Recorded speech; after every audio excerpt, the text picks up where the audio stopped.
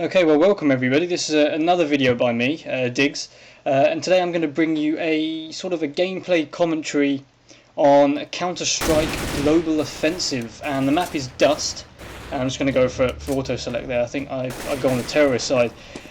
Today, basically, what I'm going to talk about is just the general gameplay, essentially. So that's going to be, you know, just the gameplay, not me and how great I am or anything like that, because I'm not exactly paid, you know, $50,000 a month to play this game or to sit there and play this game.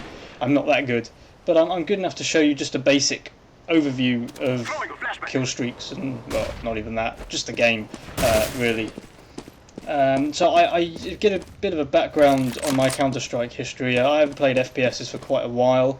My first real FPS was sort of Battlefield 2142. I did get into Call of Duty 2 before then, and Halo, but FPSs really wasn't my forte. I used to play Battle for Middle-earth a lot of the time. Mostly RTS games, just FYI, that's not me. You'll see me playing myself in a minute. But yeah, I got into Counter-Strike Source around about 3-4 years ago. Started playing with a group of friends, and then we got into a clan, started playing together, just mixes and things like that. I think we did go to ED for a while, but yeah, it kind of just sort of died down really because we all had exams and things.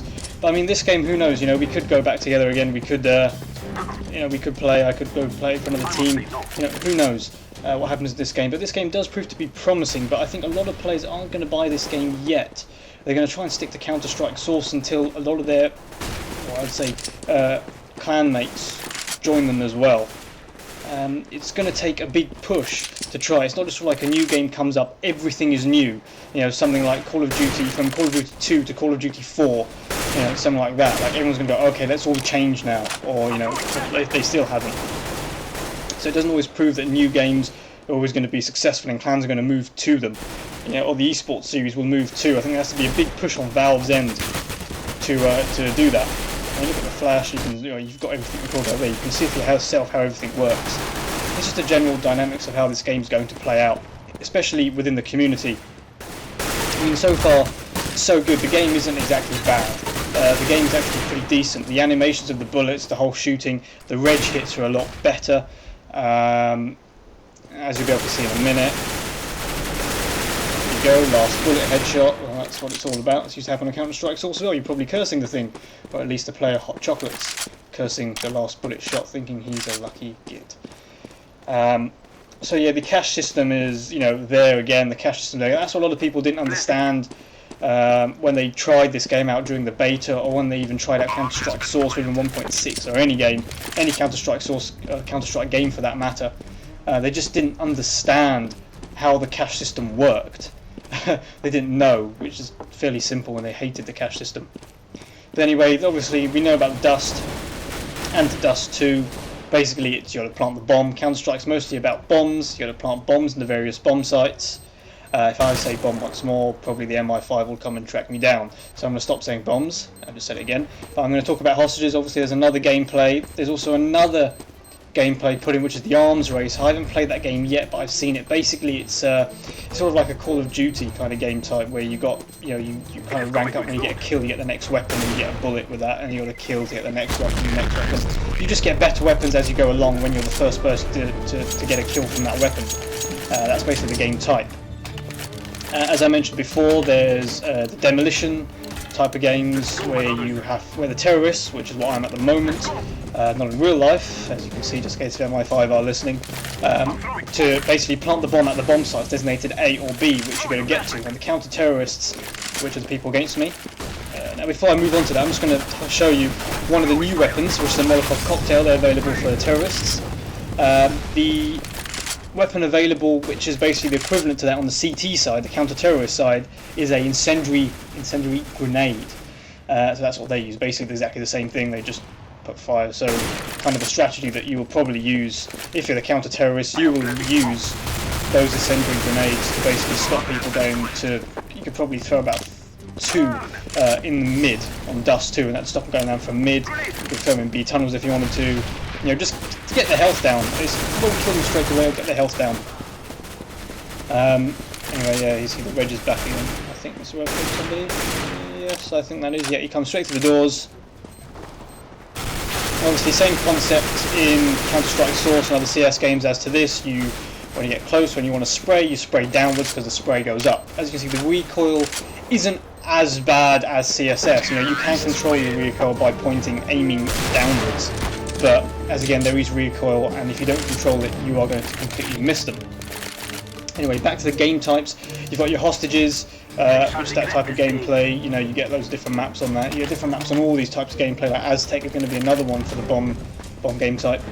And that map really hasn't changed too much. Slight graphical update for Aztec, hasn't really changed too much. Inferno hasn't changed, just a bit of graphics. Dust 2 has changed a lot. Graphics-wise, it's changed a lot. In terms of, I would say, you know, sort of actual structural, the structural points of the map haven't changed at all. It's still the same map, as you can see in this. It's just the things are the same. But I'm going to talk about Dust 2 more in my next video about Dust 2, which is going to be on Dust 2. I'm killing someone.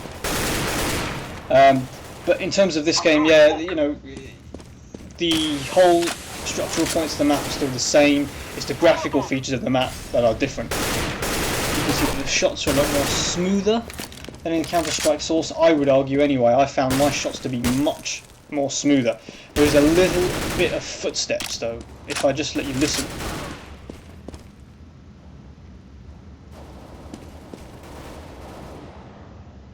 It's not coming up yet, it'll come up in a little bit, you'll hear it, and then what I'll do is I'll end.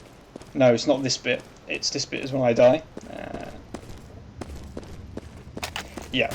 So I think he missed a couple of shots. You could hear he did miss a couple of shots, but I think there is a small issue with the footsteps in this game. It's not a big issue, you can hear them, but it's a tiny little bit glitchy. Normally before, and if you go back to CSS and you listen to the footsteps again, let's say outside long doors, or even in there in the tunnels, or under the tunnel should I say, you can listen to the footsteps one by one by one. In this game the footsteps tend to, it's like the guy's skipping a little bit, you tend to miss out a couple of footsteps here and there.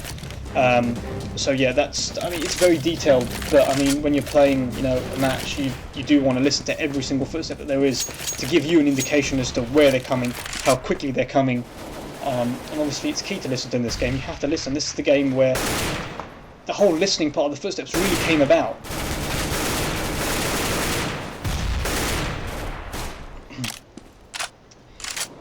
So yeah, you can see that the whole user interface has changed. I wouldn't call it user interface. User interface is more for, how should I say it, MMO games. This is more of a HUD that's changed. It's not really much of a HUD. It's quite minimalistic really, because it's meant to be well, as minimal as possible. Your flashbangs, you only get one flashbang. I mean, they could change the game. I'm guessing they may change the game.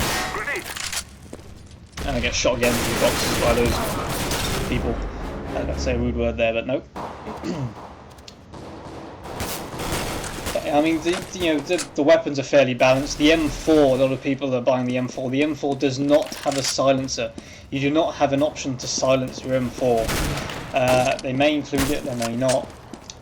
It may be something that I've completely missed out on because I haven't played too much CT, if I'm honest with you. I played CT in Dust 2, which is my next video, which we will see.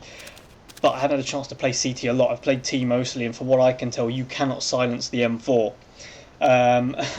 So yeah, that's got a lot of people's nerves, I think that has, which really in CSS, I used to silence my M4 quite a lot. But from long distances, but I did used to silence it. The AWP has changed in terms of the graphics-wise, but really gameplay-wise kind of the same. You do get a bit of motion blur when you do scope and when you move. So I think you'll see that in Dust when I do scope with a scout and I do kill somebody. You will see a little bit of motion blur. You can see me typing in there for Don Bass. He's the guy who killed me before, where he just he doesn't really done very well, but you know, he's a player. I think loads of people are learning how to play this game at the moment. I think you've got a lot of new players in this game playing, just simply because it's in between sort of Modern Warfare 3 and the release of Black Ops and the release of, you know, the next Battlefield and whatever else comes out. So I think a lot of new players want to try the game, and I think a lot of players aren't going to go and delve into this yet. I'm going to try and delve into this yet without their fellow teammates going into it. Which button is the planning bomb? Yeah, I mean, oh, which button is it? Well, he hasn't played for a couple of years. Yes. So that's his excuse. But yeah, I think it's the last round coming up here. You'll see, I mean, it's quite swift. The map changes very, very quick. And you can see the, hopefully, I think we're going to see it at the start of the video and the next video too. Very quick load up screen, you know, no sort of sending client info and all that kind of stuff. All that's gone now. It's all modern in that sense. You can see the whole animation on the AK has gone. So I used to QQ and tab between number buttons a lot, as you can see. I don't do that anymore simply because I can't. Because it takes too long for the AK to set up. Before, just a little click around the side and it used to be done. Now it's not. Now it's different. And that was unlucky on my part. I throw the bomb to him. Maybe it's just a poison chalice. Yeah, the deagle animation stayed the same. A lot of the animation will stay the same. General graphical update and also a slight engine update too. The game is going to finish soon, as it does there with me dying. So what I'm going to do is I'm going to end it here. I'm going to say thank you for watching the first video. Hopefully you got a glimpse of what Counter-Strike Global Offensive is like. And hopefully you'll join me for the next video, which is going to be the Dust 2 with the same players, and hopefully you'll be able to join me there. Thank you very much for watching.